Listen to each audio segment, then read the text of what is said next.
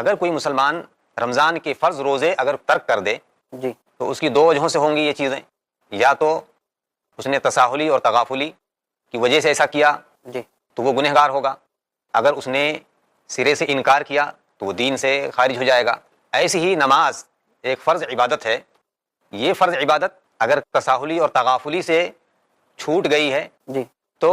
وہ گنہگار ہوگا، اور اگر اس نے قصدن اگر ترک کر دیا ہے جان بوجھ کر کے تو وہ کفر میں داخل ہوگا۔ ابھی آپ کے سامنے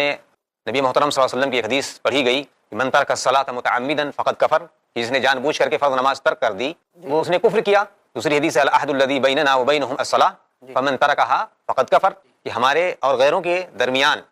جو چیز فرق کرنے والی ہے وہ نماز ہے، اور جس نے نماز کو ترک کر دیا اس نے کفر کیا۔ بعض احادیث کے اندر شرک کا لفظ آتا ہے کہ اس نے شرک کیا۔ تو ایک آدمی روزہ رکھے اور نماز نہ پڑھے تو یہ بات سمجھ سے بالا تر ہے۔ وہ ہر اس آدمی کو جو ایسا کرتا ہے اسے یہ سمجھ لینا چاہیے کہ وہ ایک بہت بڑے گناہ کا ارتکاب کرتا ہے، اور اس کا روزہ ممکن ہے نماز نہ پڑھنے کی وجہ سے قابل قبول نہ ہو۔